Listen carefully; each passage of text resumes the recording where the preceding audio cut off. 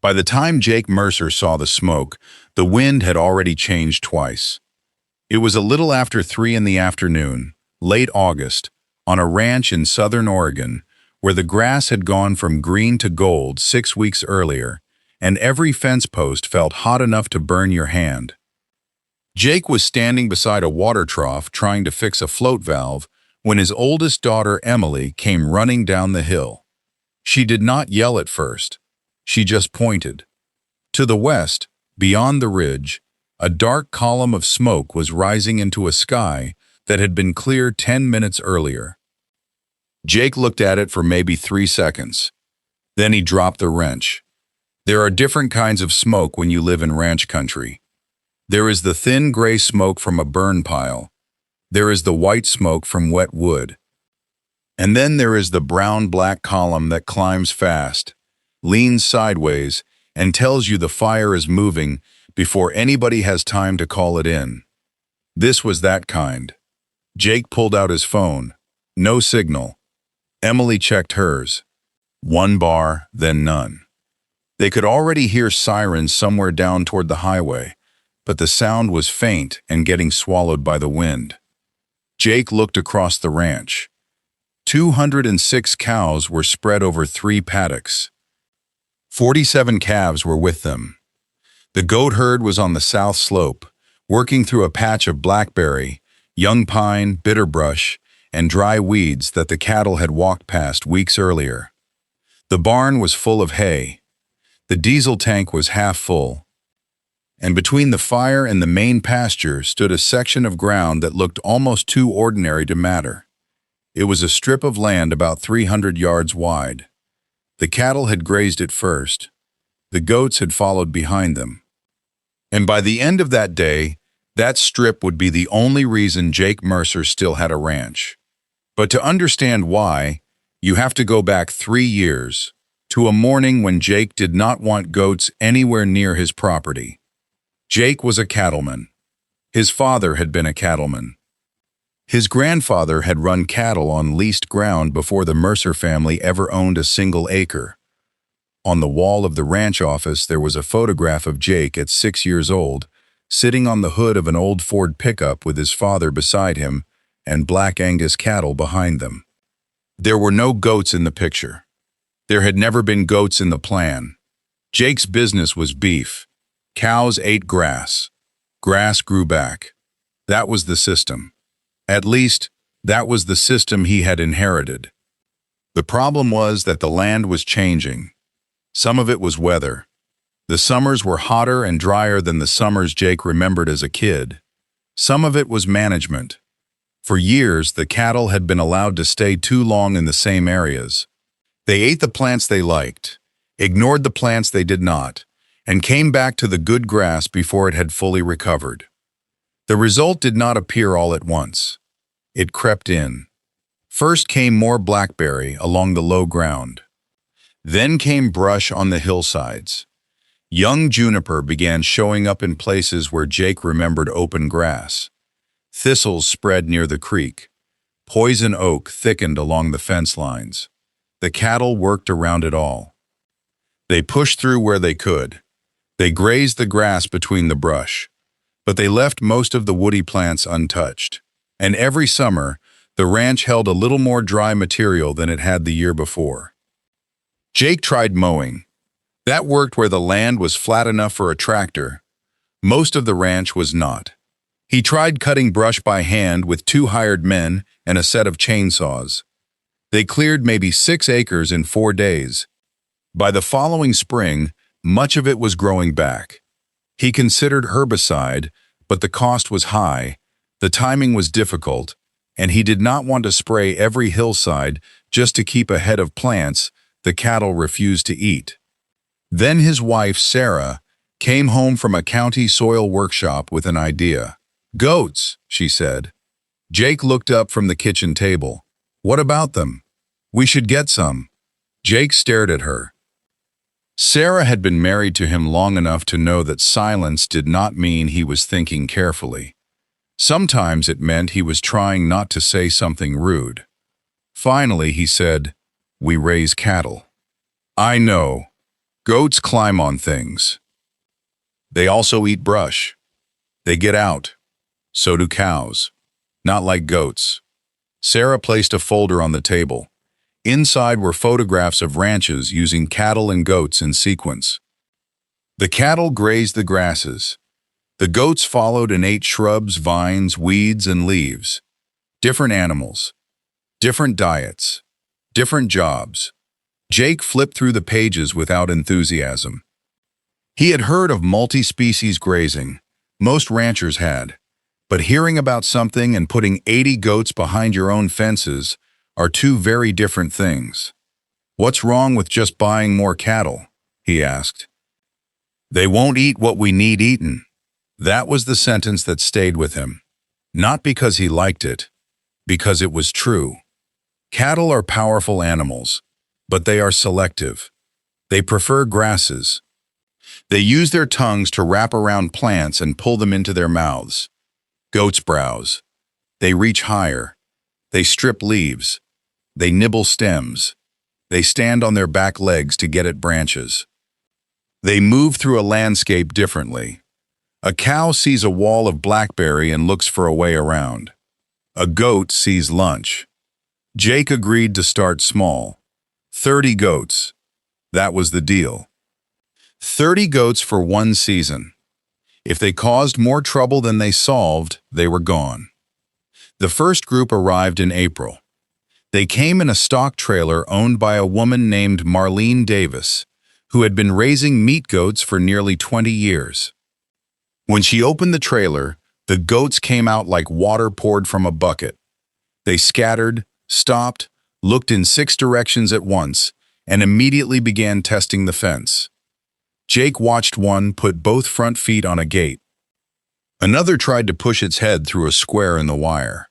A third stood on a mineral feeder as if it had been built for that purpose. Jake turned to Sarah. "This is your idea." Marlene heard him. She laughed.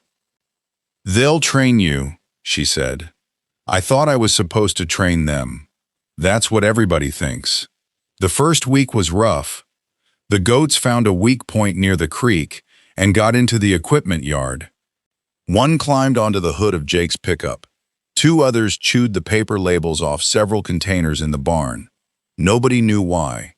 The goats had hay. They had water. They had brush.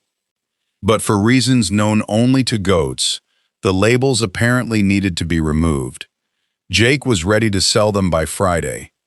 Then Sarah asked him to walk the lower pasture. The cattle had been there 8 days earlier. They had eaten the orchard grass and much of the fescue. What remained was blackberry, thistle, wild rose, and brush along the creek. The goats had been in that pasture for 5 days. The difference was obvious. The blackberry leaves were gone up to the height the goats could reach. The young thistles had been clipped. The lower branches of the brush had been opened. Sunlight reached places that had been shaded for years. The goats had not cleared the land bare. That was not the goal. They had changed the structure of it. The pasture looked less like a wall and more like a place grass could grow again. Jake stood there longer than he meant to. Then he said, "They missed that patch." Sarah looked at the patch. "They've been here 5 days. I'm just saying. You're impressed." I said they missed a patch. By the end of the season, Jake had bought 50 more goats. The system developed slowly. At first they made mistakes. They moved the cattle too late and let them graze too close to the ground. They brought the goats in too soon and found that the animals ignored some of the brush because better plants were still available. They kept the goats in one paddock too long and watched them start chewing bark from young trees they wanted to keep. They learned that the goal was not maximum consumption. It was targeted pressure. Enough time for cattle to take the grass. Enough time for goats to reduce the brush. Then rest. Real rest. Weeks or months, depending on the season. The rest period mattered as much as the grazing. Without it, the best plants could not rebuild their roots. With it, grass began filling spaces where brush had thinned. Wildflowers returned to parts of the ranch. The cattle could move through areas that had once been nearly closed. And slowly, the amount of dry, continuous fuel on the ground began to decrease. Jake still did not talk about the goats with much affection. He complained about the fencing. He complained about their habit of standing in water troughs. He complained that they could hear a feed bucket open from half a mile away, but somehow became deaf when he wanted them to move. But he changed the way he planned the ranch. The cattle went first. The goats followed. The land rested. Then the sequence started again somewhere else. By the third year, Jake no longer thought of the goats as an experiment. He thought of them as a crew. And like any crew, they had a job no one else on the ranch could do quite the same way. That third summer was the driest of the three. By July, the soil cracked around the gates. The creek dropped low enough that Jake could walk across sections without wetting the top of his boots. The county restricted outdoor burning. Fire crews began staging equipment earlier than usual. Everybody watched the sky. Everybody watched the wind. And everybody knew one careless spark could travel miles. Jake adjusted the grazing plan. He moved the cattle through the western paddocks in tighter groups. They ate the tall grass and knocked down some of what they did not eat. A few days later, the goats followed. They worked the brush between the oaks. They stripped leaves from young shoots. They opened narrow pathways through the blackberry.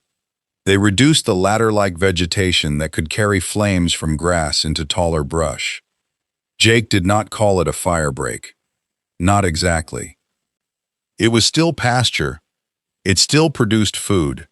The animals still gained weight. But the area no longer held a continuous wall of dry grass and brush.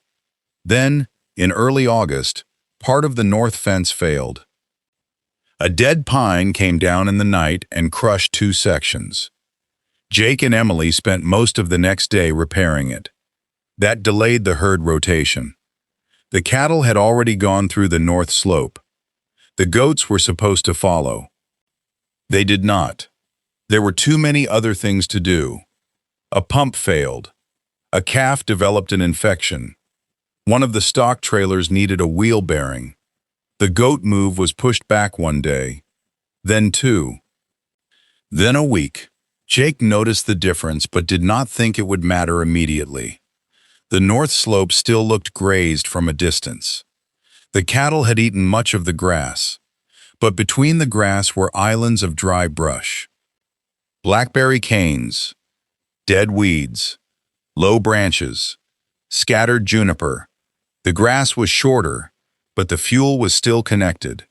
That detail mattered. It just had not mattered yet. Then came the afternoon when Emily pointed west. The fire had started near a county road. Nobody on the Mercer ranch knew exactly how. A trailer chain might have thrown sparks. A vehicle might have pulled onto dry grass. Maybe somebody tossed a cigarette. The cause would be investigated later. In that moment, the cause did not matter. The wind was pushing the fire east, straight toward the ranch. Jake got Sarah on the radio. "Bring the truck and trailer to the lower gate." "How close is it?" "Close enough."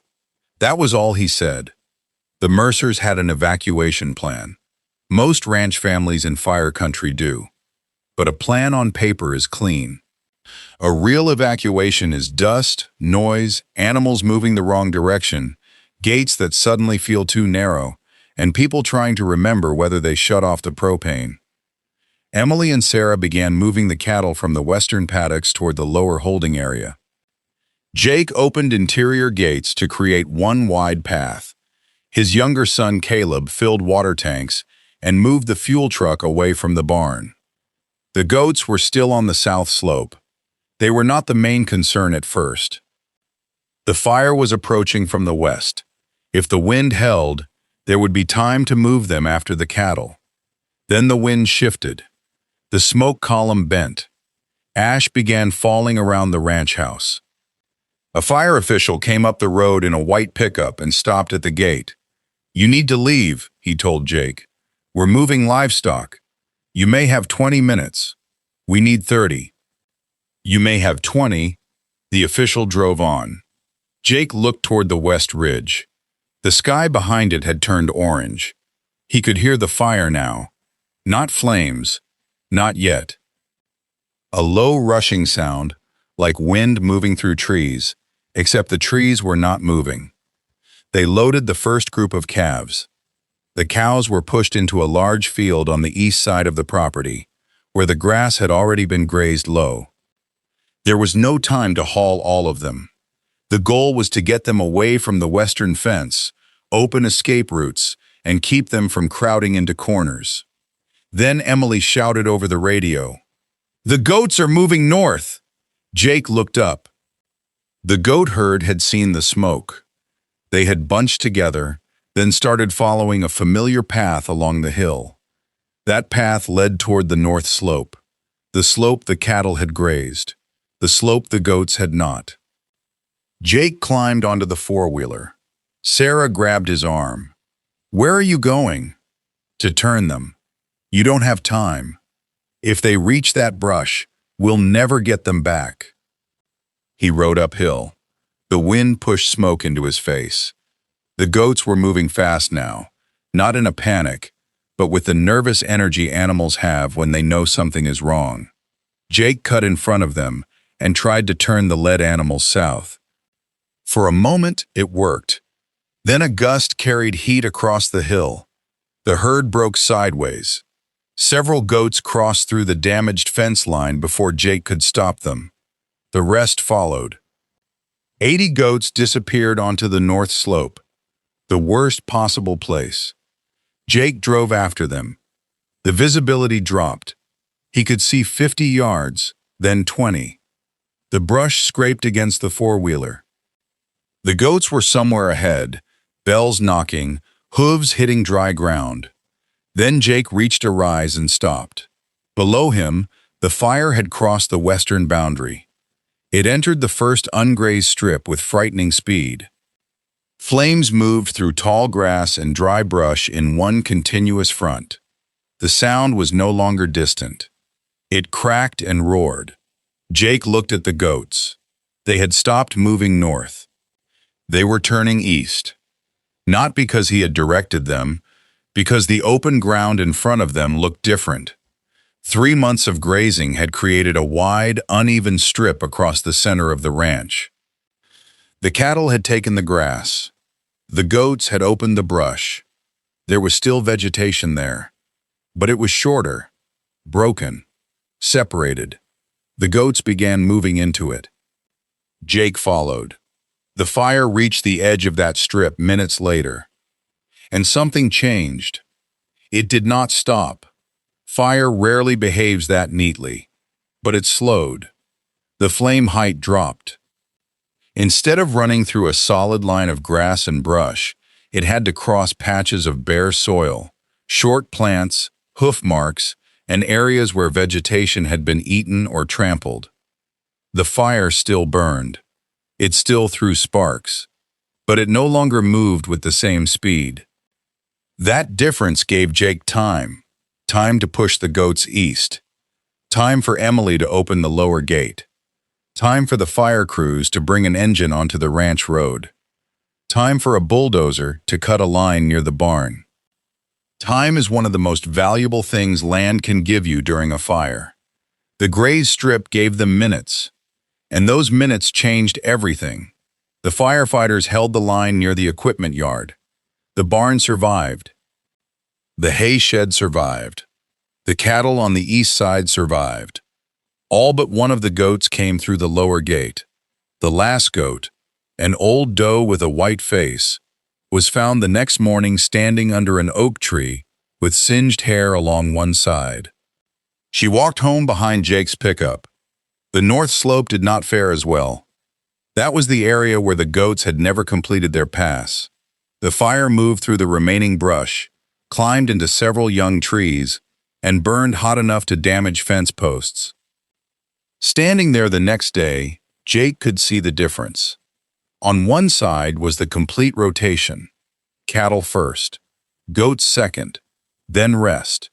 The ground was black in patches, but much of it still held living plants. On the other side was the incomplete rotation. The cattle had eaten grass, but the brush remained. That hillside was burned almost continuously from one fence to the next. Jake did not need a report to understand what had happened. He could see it. One animal had done part of the job. The second animal had completed it. And where that second step had been skipped, the land had responded differently. The story spread through the county. At first, people told it as a fire story. They talked about the wind shift. They talked about how close the flames came to the barn. They talked about the old goat under the oak tree. But eventually the questions changed. People began asking Jake about the grazing. How long did he leave the cattle in each paddock? How many days did he wait before bringing in the goats? What kind of fencing did he use? Did the goats compete with the cattle? How much brush would they actually eat? Jake answered carefully. He did not claim goats could prevent every fire. They could not. He did not claim grazing replaced fire crews, cleared defensible space around buildings, or made drought harmless. It did not. What he said was simpler. We had less fuel where both herds had worked. That was the truth. The ranch still had to rebuild fences. They lost equipment stored near the north boundary. Several cattle developed respiratory problems from the smoke. The following winter, heavy rain caused erosion on parts of the burned slope. There was no perfect ending. Real land does not provide perfect endings. But the Mercers changed the system. They expanded the number of paddocks. They improved the goat fencing. They mapped the areas with the heaviest brush and moved them higher on the grazing schedule. They left more recovery time after each pass. And every spring, before the ground dried out, Jake walked the property with Emily and decided which sections needed both herds. Not just the cattle, both. 2 years after the fire, Emily took over most of the grazing plan. She kept the schedule on a tablet, but she also carried a small notebook in her shirt pocket because batteries died and screens broke. Jake pretended the paper notebook was his influence. Emily reminded him that Sarah had bought it. One June morning, father and daughter stood at the same water trough where Jake had first seen the smoke. The cattle were entering a fresh paddock. Behind them, in the field they had left 3 days earlier, the goats were already working the brush. A young goat stood on its back legs, reached into a wild rose bush, and pulled down a mouthful of leaves. Jake watched it chew. Emily looked at him. "You like them now?" "No." "You almost smiled." "Sun was in my eyes." "It's behind you." Jake looked toward the western ridge. New grass had grown where the fire passed at lower intensity. On the north slope, where the brush had burned hotter, recovery was slower. The difference was still visible. It probably would be for years. Jake leaned against the fence. "When do you move the goats?" he asked. "Friday. Thursday would be better." "They need another day where they are." Jake looked across the paddock. The goats were eating blackberry, thistle, young brush, and the plants the cattle had left standing. Doing their part. Not replacing the cows. Not competing with them. Finishing a job the cows had started. Jake nodded. "Friday's fine. That may not sound like much. But if you knew Jake Mercer, you would understand it was practically a speech. Because this was never really a story about one animal being better than another. It was a story about limits. The cattle could not do everything. The goats could not do everything. The people could not control the weather. The firefighters could not be everywhere at once. But each part of the system could do something. The cattle could take the grass. The goats could open the brush. The land could recover if it was given time. And the people could pay attention closely enough to stop demanding that one tool solve every problem. For generations, ranching had taught the Mercer family to value animals by what they produced. Pounds gained, calves weaned, hay consumed, dollars returned. The fire taught them to notice something else. An animal's value could also be found in what it changed around itself. The path it opened, the plants it selected, the fuel it removed, the opportunity it created for another species to use the same ground. Today, when the cattle move into a new paddock, the goats wait behind them. They complain loudly. They push against the gate. They stand on anything they can climb. They still get out occasionally. They still chew objects that have no nutritional value and no obvious reason to be chewed. Jake still complains. But when the cattle move on, he opens the gate. The goats enter. They spread across the slope and begin working on everything the cattle left behind. And from a distance, it looks almost simple. One herd goes first. One herd follows. The land rests. Then the whole thing begins again. But simple is not the same as unimportant. Because on one hot afternoon in August, with fire moving across the western ridge and smoke covering the ranch, the difference between an unfinished job and a finished one was measured in minutes. And those minutes were enough to move the animals. Enough to bring in the fire crews. Enough to save the barn.